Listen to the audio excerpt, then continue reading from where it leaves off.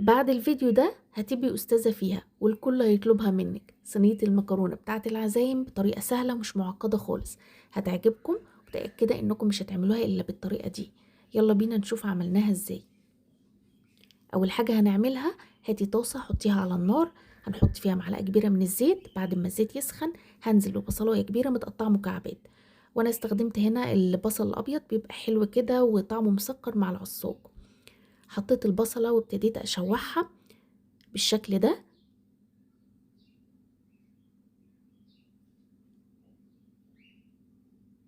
بعد ما دبلت شوية هضيف نص معلقة صغيرة من الفلفل الأسود، نص معلقة صغيرة من الكمون، نص معلقة صغيرة من الكزبرة، ونص معلقة صغيرة من البابريكا. أقلب بقى كل الحاجات دي مع بعض، بجد بتبقى الريحة تحفة جدا. البصلة دبلت وريحة التوابل طلعت معايا حلوة قوي. بعد كده عندي نص كيلو من اللحمة المفرومة، هي كانت مجمدة في الفريزر بس مع التقليب بتفك معايا وتغير لونها وبتبقى زي الفل.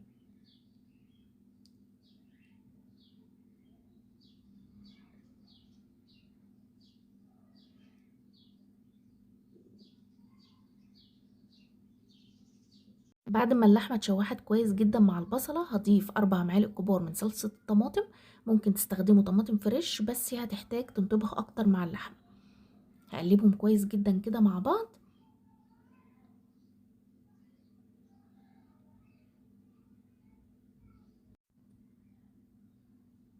علشان تبقى لونها احمر وجميل كده ضفت معلقتين كمان من الصلصة، وضفت الملح ورشة سكر صغيرة علشان تعادل حموضة الطماطم. هقلبهم كويس جدا كده مع بعض وهسيبها تتسبك مع اللحمة. كده خلصنا صلصة اللحمة، مش ناقص غير البشاميل. علشان اعمل البشاميل حلة على النار، هحط زيت وهسيبه يسخن. بعد كده هنزل ب5 معالق كبار من الدقيق. هشوح الدقيق مع الزيت كويس جدا، وطبعا لازم نحط كميات متساوية من الزيت والدقيق او من الزبدة والدقيق. ممكن تستخدمي زبدة براحتك بس انا حبيت يكون خفيف فاستعملت الزيت فقط. حسيت ان الدقيق محتاج شوية من الزيت، انا ما كنتش حاطة كمية الزيت كلها. حطيت كده بقى شوية الزيت وهشوح الدقيق كويس جدا لحد لما الدقيق يبدأ يكون فقاعات ولونه يصفر شوية.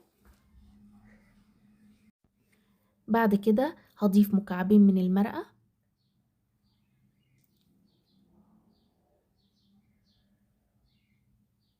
هسيبها تدوب كده في الدقيق والزيت.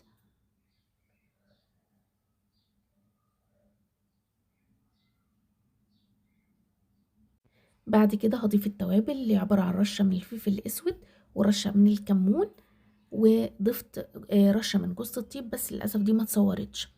هنقلب بقى كويس جدا التوابل كده مع الدقيق مع الزيت. بعد كده هضيف 1.5 لتر من الحليب الساقع، ولازم يكون ساقع علشان ما يكلكعش الدقيق معاكي. هنفضل بقى نقلب بالمضرب كده علشان ما يكلكعش، وطبعا كل ده على نار هادية علشان ما يتحرقش.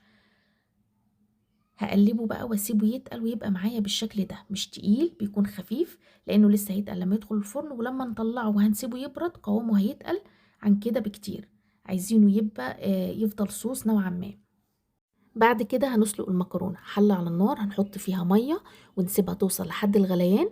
بالنسبة بقى لمية المكرونة مش بنضيف عليها حاجة غير شوية ملح بس. وطبعا ينفع نستخدم اي شكل مكرونة عايزينه، ولكن الشكل ده هو الاكثر شيوعا والمتداول. خطوة مهمة جدا ان احنا مش بنسلق المكرونة زيادة عن اللزوم، نسلقها بس 10 دقايق علشان عايزينها تكون متماسكة شوية، لان احنا لسه هنحطها في الصينية وهندخلها الفرن فلسه هتكمل سوا. عايزينها تفضل محتفظة بشكلها وتكون سواها مظبوط مش مهرية. بعد ما اتسلقت نزلت عليها مية ساقعة كده وصفتها كويس وبقت معايا بالشكل ده. خلصنا كل المكونات، هنرصهم بقى مع بعض في الصينية. بجهز بقى الصينية هدهنها دهنة زيت علشان بس اتأكد ان كل قطعة من المكرونة هتطلع معايا بسهولة.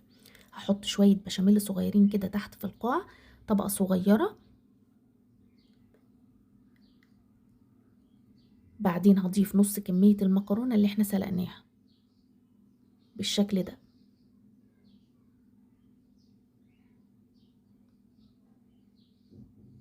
هوزع المكرونة كويس جدا.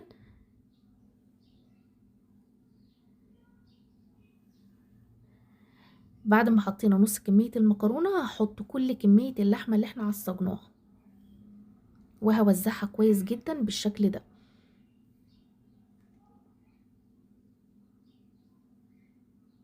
بعد ما وزعنا اللحمة المفرومة هحط طبقة خفيفة من البشاميل،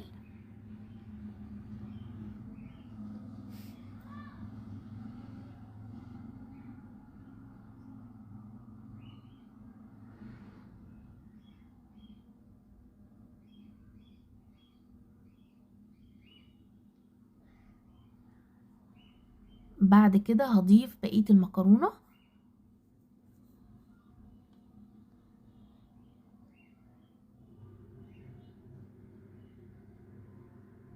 هوزعها كويس جدا. اخر حاجة هحط كل كمية البشاميل اللي موجودة،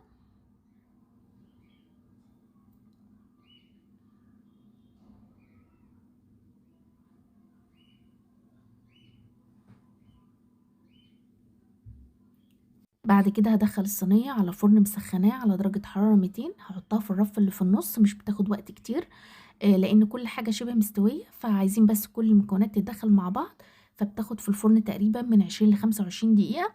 بعدين بطلعها من الفرن وارش على الصينية من فوق جبنة موتزاريلا.